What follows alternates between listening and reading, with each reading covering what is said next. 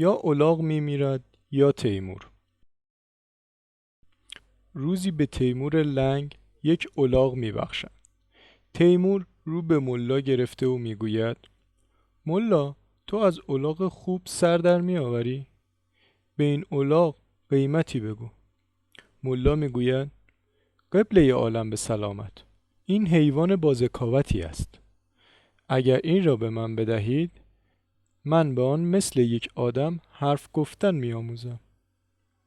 تیمور بسیار شاد شد و میگوید: خیلی خوب، میدهم به تو، شرایطت را بگو. ملا میگوید: باید به من 5 سال مهلت بدهی و هر روز هم 1 سکه بدهی. تیمور راضی می شود. ملا فکر می کند روزی 1 سکه معاش 5 ساله اش را از تیمور می گیرد. از دهن خر گرفته به خانه می آورد. زنش می بیند که ملا باز هم یک الاغ آورده. می پرسد: مرد، این چیست دیگر؟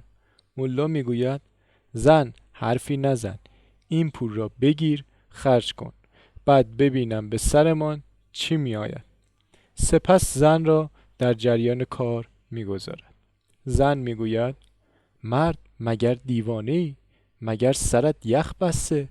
کی دیده که الاغ صحبت کند؟ ملا می گوید: زن، من چنان می دانستم که فقط تیمور اینقدر سفیه است که حرف مرا باور کرده. نگو تو هم لنگه او بودی؟ البته که الاغ صحبت نمی کند. زن عصبانی می شود. حالا که صحبت نمی کند، چرا این را برداشته آورده ای؟ ملا می گوید: عجب سؤالی می دهی. مگر حالیت نیست؟ 1 انبار پول آوردم. زن می گوید: خیلی خوب، بعد از 5 سال که مهلتت سر می رسد چه جوابی خواهی داشت؟ ملا کمی فکر کرده و می گوید: زن، احمق نشو، پولها را بردار و به سر و صورت خانه برس. خدا کریم است. تا 5 سال یا الاغ می میرد یا تیمور.